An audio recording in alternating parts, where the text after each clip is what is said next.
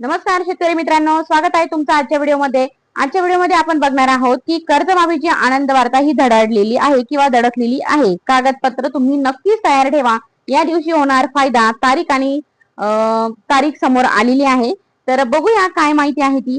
शेतकऱ्यांसाठी मोठी आनंद वार्ता ही आहे की शेतकऱ्यांना कर्जमाफीची घोषणा महायुती सरकारने केलेली आहे।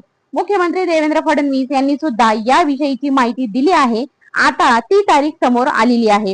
या दिवशी सरकार शेतकऱ्यांची कर्जमाफी करणार आहे।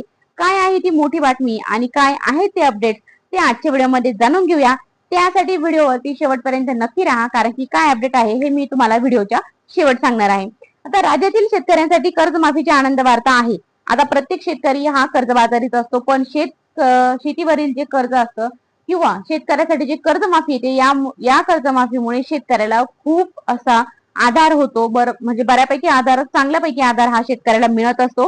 30 जून पूर्वी कर्जमाफीची लाभ देण्याचं आश्वासन गेल्या वर्षी राज्य सरकारने विधानसभेत दिलं होतं।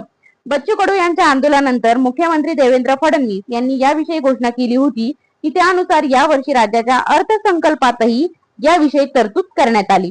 कर्जमाफीबाबत या सगळ्या गोष्टींवरती बोलणी केली गेली। तर आता कृषी मंत्री दत्तात्रय भरणे यांनी कर्जमाफीची तारीखच जाहीर केलेली आहे।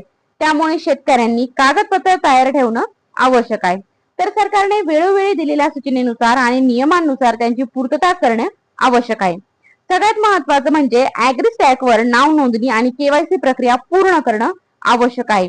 मित्रांनो, जर तुम्हाला कर्जमाफी हवी असेल तर तुम्ही तुमच्या ऍग्रीस्टॅक वर तुमची नाव नोंदणी करा आणि तुमची केवायसी प्रक्रिया ही पूर्ण करा। त्याशिवाय तुम्हाला तुमची कर्जमाफी ही समजणार नाही किंवा ती कर्जमाफी तुम्हाला मिळणार नाही। त्याचबरोबर येत्या 10 दिवसात कर्जमाफी।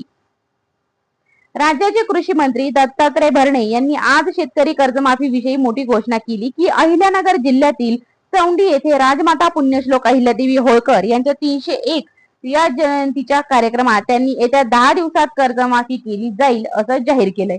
त्यांच्या वक्तव्यामुळे शेतकरी पेरणीपूर्वीच आनंदून गेलेला आहे। मृगाच्या हंगामात शेतकऱ्यांच्या डोईवरील कर्जाचा बोजा कमी होणार आहे। अल्पभूधारक शेतकऱ्यांना मोठा फायदा होणार आहे। पुण्यश्लोक अहिल्यादेवी होळकर शेतकरी कर्जमाफी योजना राज्याचा अर्थसंकल्प सादर करताना यावर्षी पुण्यश्लोक अहिल्यादेवी होळकर शेतकरी कर्जमाफी योजनेची घोषणा करण्यात आली।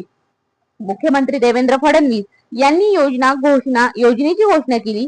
त्यानुसार 30 सप्टेंबर 2025 रोजी पर्यंतचं पीक कर्ज थकीत असलेल्या पात्र शेतकऱ्यांना 2 लाख रुपयापर्यंत कर्जमाफी देण्यात येणार आहे। तर नियमित कर्ज परतफेड करणाऱ्या शेतकऱ्यांना 50,000 रुपयापर्यंत प्रोत्साहनपर लाभ देण्यात येणार आहे। कुठलीही बँक असो, ज्यांना पीक कर्ज देण्याचा अधिकार आहे, अशा कोणत्याही बँकेने दिलेले 2 लाखांपर्यंतचे पीक कर्ज राज्य सरकार माफ करणार आहे। बँकांना सुद्धा होणार मोठा फायदा।